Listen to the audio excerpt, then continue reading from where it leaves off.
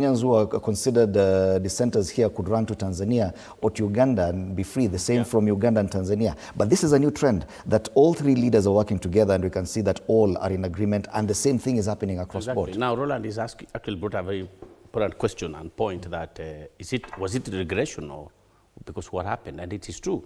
If you look at Mwalimu Nyerere and what he stood for, actually I think that Suluhu has not maintained that trend.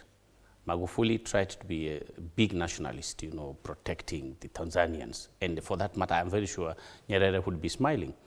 And Mkapa tried actually to bring East African together. I think Nyerere was smiling. And when you look at Kikwete, well, yes, he tried to also, you know, protect the country, but the aspect of East African community, did he really come out clearly? And now you see Suluhu. Now, even if we want to blame Suluhu, the issue is, it is about times. You know, it is 2025, and the challenges she's facing and how to handle them. She came in midstream because of the death of the former president. But even when the country wants to go back, and that has been tried here in Kenya several times, by the way.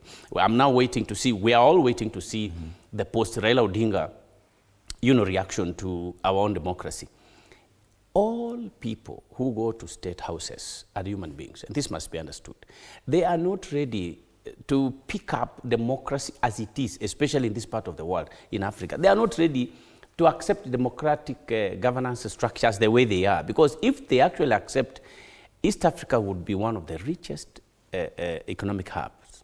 But they don't want to do that because, of course, people get into office a bit hungry, and people get into office with the human lust of acquiring wealth, you know, indiscreetly.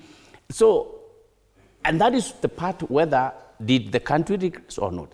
So the people are called upon to ensure that we do not go back to one-party system, for example, in the case of Kenya. And even in the case of Tanzania, it's all about, are people pushing enough?